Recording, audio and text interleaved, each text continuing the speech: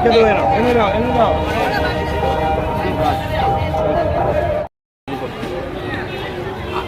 বাজারের মহা উৎসব এই বছর হলো 38তম মহা উৎসব চলছে এবং আজকে এই জিবি বাজারে মহা উৎসব বিতরণ হচ্ছে।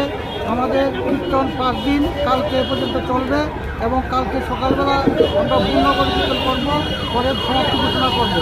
আমাদের এই হরিনাম সংকীর্তন উদ্বোধন করেছেন ত্রিপুরা রাজ্যের মুখ্যমন্ত্রী ডাক্তার মানিক সরকার মহাশয়। এই উৎসবের মধ্যে জনসমাগম এবং এলাকার বাসীরা